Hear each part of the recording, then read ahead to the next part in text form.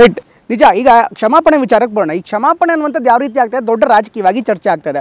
But ಈ ಕ್ಷಮಾಪಣೆ ಅನ್ನುವಂಥ ಒಂದು ಪತ್ರವನ್ನು ಪರಿಗಣಿಸಬೇಕಾದ್ರೆ ಅಂದಿನ ಕಾಲಘಟ್ಟವನ್ನು ಕೂಡ ಪರಿಗಣಿಸಬೇಕು ಅಂತ ಹೇಳ್ತಾರೆ. ಆಗಿನ ಕಾಲ ಹೇಗಿತ್ತು, ಕಾಲಾಪಾನಿ ಹೇಗಿತ್ತು, ಕೋಣೆ ಹೇಗಿತ್ತು, ಅವ್ರ ಗಾಣ ಹೇಗಿತ್ತು, ಅವ್ರು ಕೊಟ್ಟಂಥ ಚಡಿಯೇಟಿತ್ತು, ಇದೆಲ್ಲವನ್ನು ಕೂಡ ಪರಿಗಣಿಸಿ ನಾವು ಮಾತಾಡಬೇಕಾಗತ್ತೆ. ಅವ್ರ ಕುಟುಂಬದ ಪರಿಸ್ಥಿತಿಯನ್ನು ಕೂಡ ನಾವು ಪರಿಗಣಿಸಿ ಅದನ್ನು ನಿರ್ಧಾರ ಮಾಡಬೇಕಾಗತ್ತೆ ಅಂತ. ಇದನ್ನು ಶ್ರೀಮತಿ ಇಂದಿರಾ ಗಾಂಧಿ ಅವರು ಕೂಡ ಇದನ್ನು ಪರಿಗಣಿಸಿ ಅವರು ಪ್ರಶಂಸಾ ಪತ್ರವನ್ನೇ ಬರೆದಿದ್ದಾರಲ್ಲ. ಅವರು ಕೂಡ ಇಂದಿರಾ ಗಾಂಧಿ ಅವರು ಒಂದು ಲೆಟರ್ ಬರೆದಿದ್ದಾರೆ. ಇಂದಿರಾ ಗಾಂಧಿ ಅವ್ರ ಸರ್ಕಾರ ಕೂಡ ಒಂದು ಸ್ಟ್ಯಾಂಪನ್ನು ಬಿಡುಗಡೆ ಮಾಡಿದೆ. ಹಾಗಾದರೆ ಇಂದಿರಾ ಗಾಂಧಿ ಅವರು ಪ್ರಶಂಸೆ ಮಾಡಿತ್ತಪ್ಪ ನೋಡಿ. ಅವಾಗ ಯಾವ ಸಂದರ್ಭದಲ್ಲಿ ಯಾರೇನು ಹೇಳಿದ್ದಾರೆ ಅಂತ ಮಹಾರಾಷ್ಟ್ರ ಗೌರ್ಮೆಂಟಲ್ಲಿ ಭಾಳ ಸ್ಪಷ್ಟವಾಗಿ ಉಲ್ಲೇಖಿಸಿದ್ದಾರೆ, ಆಯಿತಾ. ಒಂದನೇದು. ಎರಡನೇದು, ನಾನು ಮತ್ತೊಮ್ಮೆ ಪುನರುಚ್ಚರಿಸ್ತಾ ಇದ್ದೀನಿ, more than 80,000 prisoners were there. ಆದರೆ ಕ್ಷಮಾಪಣೆ ಪತ್ರ ಬರೆದವರು ಬರೀ 4-5 ಜನ. ಅದರಲ್ಲಿ ಮ್ಯಾಕ್ಸಿಮಮ್ ಬರೆದವರು ಇವ್ರ ಮನೆಯವ್ರ ಕೈಲೂ ಬರೆಸಿದ್ದಾರೆ.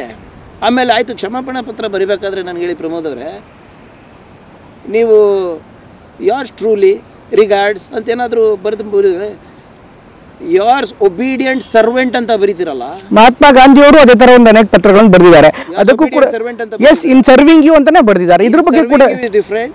ಯಾರ್ಸ್ ಒಬೀಡಿಯಂಟ್ ಸರ್ವೆಂಟ್ ಇಸ್ ಡಿಫ್ರೆಂಟ್. ನೀವು ಬೇಕಾದರೆ ನೀವು ಗಾಂಧೀಜಿ ಅವರು ಕೂಡ ಯಂಗ್ ಇಂಡಿಯಾ ಅಂತ ಏನು ಪೇಪರ್ನಲ್ಲಿದೆ, ಅವರು ಕೂಡ ಸಾವರ್ಕರ್ರು ಮತ್ತು ಅವ್ರ ಬ್ರದರ್ ಬಗ್ಗೆ ಬರೆದು ಬ್ರಿಟಿಷ್ ಅವರಿಗೆ ಅವ್ರು ಹೇಳಿದ್ದಾರೆ ಇವರಿಗೆ ಬಿಡುಗಡೆ ಮಾಡಿ ಅಂತ. ಯಾಕಂದರೆ ಅವರಿಗೆ ತಾಳ್ಲಿಕ್ಕೆ ಆಗ್ತಾ ಇಲ್ಲ ಅಂತ. C, he wanted to be a freedom fighter, but somewhere he lost the spirit. 80,000 ಪೀಪಲ್ನಲ್ಲಿ ಜನರಲ್ಲಿ ಇವ್ರು 4-5 ಜನ ಅಷ್ಟೇ ಬರೀತಾರೆ ಅಂದರೆ ಮತ್ತು ಬೇರೆಯವ್ರೇನು ಅವ್ರದ್ದು ಕೊಡುಗೆ ಕಮ್ಮಿನಾ ಮಿಕ್ಕಿದ ಜನರದ್ದು? ನಾನು ಹೇಳ್ತಾ ಇದ್ದೀನಲ್ಲ, ಇದು ನಾನು ಓದಿರೋ ಇತಿಹಾಸ. ನಿಮ್ಮ ಇತಿಹಾಸ ಬೇರೆ ಇದ್ದಿದ್ರೆ ದಯವಿಟ್ಟು ನನಗೆ ಹೇಳಿ, ಚರ್ಚೆ ಮಾಡೋಕ್ಕೆ ಸಿದ್ಧ ಇದ್ದೀನಿ. ಒಂದೂವರೆ ವರ್ಷದಿಂದ ನಾನು ಇದೇ 4-5 ಸರಳ ಪ್ರಶ್ನೆ ಕೇಳ್ತಾ ಇರೋದು. ಇದ್ರ ಜೊತೆಗೆ ನೀವು ಮಾತಾಡ್ತಾ ಇದ್ರಿ. ಈಗ ಮೊನ್ನೆ ಪ್ರಹ್ಲಾದ್ ಜೋಶಿ ಅವರು ಕೂಡ ನಿಮ್ಮ ಕಾಮೆಂಟ್ ಬಗ್ಗೆ ಇದೇ ಹುಬ್ಳಿಲಿ ಅವರ ಅಭಿಪ್ರಾಯವನ್ನು ವ್ಯಕ್ತಪಡಿಸಿದ್ರು. ಪ್ರಹ್ಲಾದ್ ಜೋಶಿ ಅವರು ಏನು ಹೇಳಿದ್ರು, ಇವತ್ತು ರಾಷ್ಟ್ರೀಯ ನಾಯಕತ್ವದ ಬಗ್ಗೆ ಅಥವಾ ಕಾಂಗ್ರೆಸ್ ಪಕ್ಷದ ನಾಯಕತ್ವದ ಬಗ್ಗೆ ನಾಯಕರ ಬಗ್ಗೆ ಭಿನ್ನಾಭಿಪ್ರಾಯ ಇರ್ಬೋದು, ಅವರ ಫೋಟೋಗಳು ಒಳಗಡೆ ಇರುತ್ತೆ.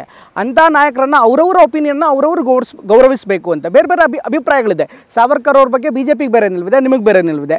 ಅದೇ ರೀತಿ ನೆಹರು ಅವ್ರ ಬಗ್ಗೆ ಕೂಡ ನಾಳೆ ಕಾಂಗ್ರೆಸ್ನವ್ರಿಗೆ ಅಥವಾ ಬಿ ಜೆ ಪಿ ಅವ್ರಿಗೆ ಬೇರೆ ನಿಲುವಿದೆ. ನಾಳೆ ಬಿ ಜೆ ಪಿಯವರು ಅಧಿಕಾರಕ್ಕೆ ಬಂದಾಗ ನೆಹರು ಅವರ ಫೋಟೋನ ಕಿತ್ತಾಕ್ರೆ ನೀವು ಒಪ್ತೀರಾ? ಈಗ ಅಭಿಪ್ರಾಯ ಭೇದಗಳಿದೆ. ಹೀಗಾಗಿ ಸಾವರ್ಕರ್ ಅವ್ರದ್ದು ಫೋಟೋವನ್ನು ನೀವು ಕಿತ್ತಾಕಿ ಅಂದರೆ ಅದೆಷ್ಟು ಸರಿ ಅಂತ. ನೆಹರು ಸ್ಟೇಡಿಯಂನ ತೆಗೆದು ಮೋದಿ ಸ್ಟೇಡಿಯಂ ಮಾಡಿದ್ರಲ್ಲ, ಅದು ನ್ಯಾಯನ? ಯಾವ್ದು ನೆಹರು ಅವ್ರ ಹೆಸರಲ್ಲಿತ್ತು, ರಾಜೀವ್ ಗಾಂಧಿ ಅವರ ಹೆಸರಲ್ಲಿತ್ತು, ಯಾವ್ದು ಕಾಂಗ್ರೆಸ್ ಪ್ರೈಮ್ ಮಿನಿಸ್ಟರ್ ಅಥವಾ ಯಾರ್ಯಾರು ಕಾಂಗ್ರೆಸ್ನಲ್ಲಿ ಸುದೀರ್ಘವಾಗಿ ಸೇವೆ ಸಲ್ಲಿಸಿದವರು, ಸ್ವಾತಂತ್ರ್ಯ ಹೋರಾಟಗಾರರೆಲ್ಲ ನೇಮ್ ಚೇಂಜ್ ಮಾಡಿದ್ರಲ್ಲ ಇವರು.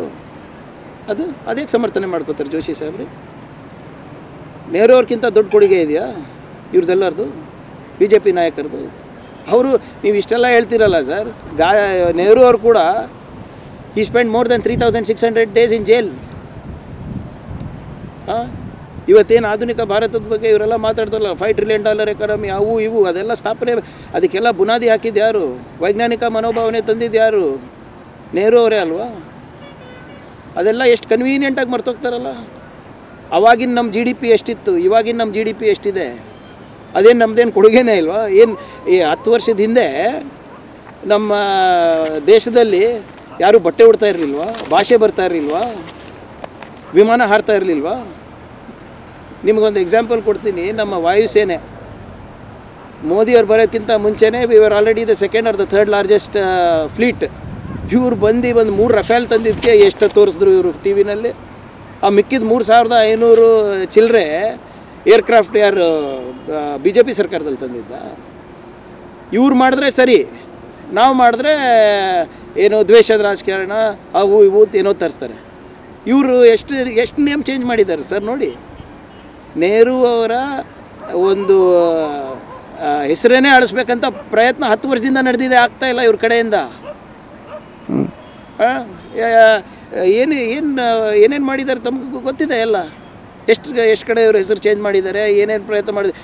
ಈಗ ನೆಹರು ಅವ್ರು ತೀರ್ಕೊಂಡು ಎಷ್ಟು ವರ್ಷ ಆಯಿತು ಸರ್? 5-6 ದಶಕಗಳಾಯಿತು. ಅಂದ್ರೂ ಇವರು ಅದೇ ಜಪ ಹೊಡೆದಿದ್ದಾರೆ ಅಂದರೆ ನೆಹರು ಅವರು ಎಷ್ಟು ಕೆಲಸ ಮಾಡಿರ್ಬೇಕು ನೋಡಿ. ಇವರ 10 ವರ್ಷ ಪ್ರಯತ್ನ ಆದ್ರೂ ಕೂಡ ನೆಹರು ಅವ್ರ ಹೆಸರೇ ಹೇಳ್ತಾರಲ್ಲ. ಅಂದರೆ ಇವ್ರು 10 ವರ್ಷದಲ್ಲಿ ಏನು ಮಾಡಿದ್ದಾರೆ? ಅದಕ್ಕಿಂತ ಮುಂಚೆ ವಾಜಪೇಯಿ ಅವ್ರ ಸರ್ಕಾರ ಇತ್ತಲ್ಲ, ಅವಾಗೇನು ಮಾಡಿದ್ದಾರೆ? ಇದ್ರ ಜೊತೆಗೆ ಈಗ ನೀವೆಲ್ಲ ಇಷ್ಟೆಲ್ಲ ನೇರವಾಗಿ ಹೇಳಿದ್ರಿ ಸಾವರ್ಕರ್ ಅವ್ರ ಫೋಟೋ ಇರಬಾರ್ದು, ವ್ಯಕ್ತಿಗತ ಒಪಿನಿಯನ್ ಅಂತ. ಬಟ್ ಸ್ಪೀಕರ್ ಖಾದರ್ ಅವ್ರು ಹೇಳ್ತಾ ನಮ್ಮದು ಕಟ್ಟುವ ಸಂಸ್ಕೃತಿ ಕಿತ್ತುವ ಸಂಸ್ಕೃತಿ ಅಲ್ಲ ಅಂತ ಹೇಳಿದ್ರು. ಹೀಗಾಗಿ ಇದನ್ನು ನೀವು ಯಾವ ರೀತಿ ನೋಡ್ತೀರಿ? ಇದು ನಿಮಗೆ ಕೊಟ್ಟಂಥ ಸಲಹೆ ಅಂತ ಭಾವಿಸ್ತಿರೋ ಅಥವಾ ಟೀಕೆ ಅಂತ ಭಾವಿಸ್ತಿರೋ? ಅವರು ಮಾಧ್ಯಮ ಅವ್ರಿಗೆ ಹೇಳಿರೋದು, ನನಗಲ್ಲ ಒಂದನೇದು. ಆಮೇಲೆ ಸ್ಪೀಕರ್ ಅವರು ಪೀಠ ಒಳಗಡೆ ಏನಿದೆ ಅದನ್ನು ಅವ್ರು ಏನು ಹೇಳ್ತಾರೆ ಅದನ್ನು ನಾವು ಗೌರವಿಸ್ಬೇಕು. ಆ್ಯಸ್ ಎ MLA ಅವ್ರು ಏನು ರೂಲಿಂಗ್ ಕೊಡ್ತಾರೆ ಅದು ನನಗೆ ಇಷ್ಟನೋ ಕಷ್ಟನೋ ಐ ಹ್ಯಾವ್ ಟು ಫಾಲೋ.